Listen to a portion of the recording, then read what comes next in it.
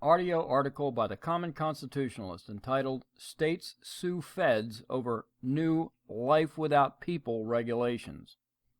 A few days ago, I heard Mark Levin discussing a lawsuit filed by 18 states over new federal government rules expanding the scope of critical habitat for endangered and threatened species. The rules aren't actually that new anymore, as they were published on February 2, 2016, and took effect March 14th.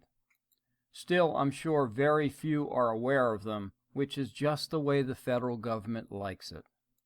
According to the Federal Register, these final rules are, quote, to amend portions of our regulations that implement the Endangered Species Act of 1973, unquote. Isn't that nice? This is yet another exhausting example of the erection of progressive framework. The original Endangered Species Act was passed into law in 1973 under the progressive Nixon administration. This set up the original framework, which is all they ever need to get started, and to then build upon. As we should know by now, once the framework is put into place, unelected and unaccountable bureaucrats are free to go to work behind the scenes to change, amend, and expand their authority without ever having to obtain another vote from Congress or permission of the people.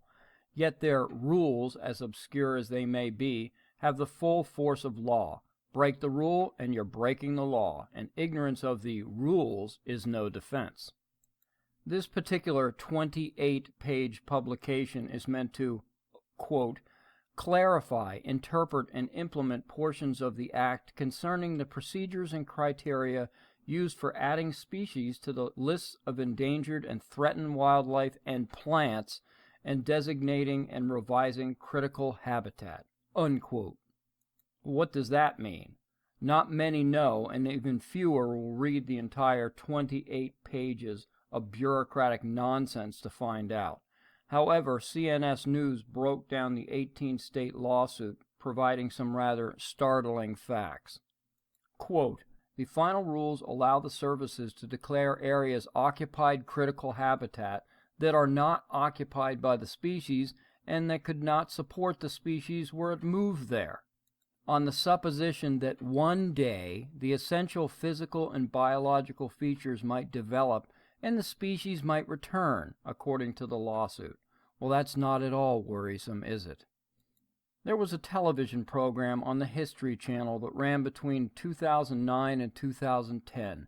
Each episode of the program, entitled Life After People, chronicled a specific urban or suburban region suddenly devoid of humans. As the years progress without human intervention, the region begins to break down and revert back to its once natural state. After centuries of decay, a once thriving metropolis is now unrecognizable. Nature has reclaimed it as wildlife returns to occupy the habitat. Sound familiar? Taking these final rules to their ultimate and ridiculous end, which is how we should view all rules and regulations, the federal government could then easily argue that any and all regions of the nation, however rural, suburban, or urban, would fall under their jurisdiction. Thank you for listening.